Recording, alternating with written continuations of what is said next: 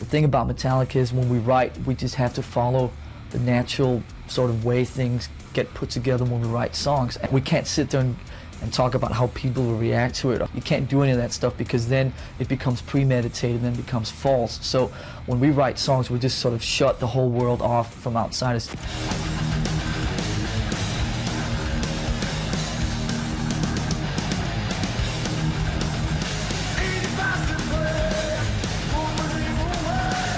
What it boils down to is that we have to please ourselves. The only thing that really bothers me about it is when people misinterpret things. You know, I think that, you know, the last couple albums we've had a very different lyrical approach than a lot of the other bands. I hate when we get sort of thrown in with everyone else and just generalize, you know, Metallica is just like everyone else. The way I look at it is that you can't, when you sit down and write songs and get it together, you can't worry about how people will react to it, because if you start worrying about it, then you're screwing with the basic way that you put things together.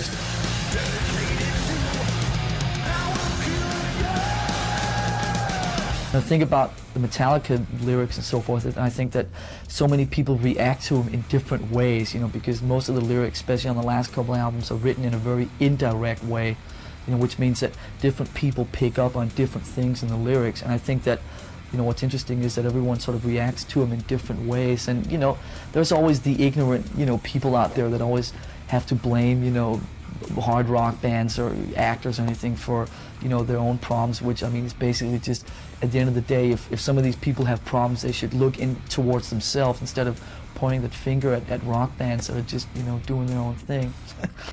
What are you even looking for? Madonna, Blondie, Bowie, Beatles, music! We need music! This is music!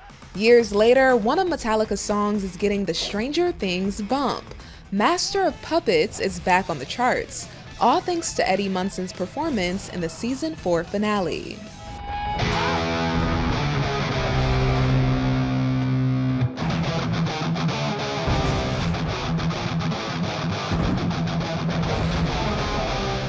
How much of that is you playing Master of Puppets? It's an awesome moment. It's pretty much all of me, yeah. I kind of, we got this kind of black belt metal guitarist to play the solo because that just wasn't going to happen. But I was lucky that I played guitar since I was quite young, so I had kind of the foundations to kind of take most of it. But yeah, it's great fun. You know, who wouldn't want to kind of be a rock star for an afternoon or an evening? Yeah. You know?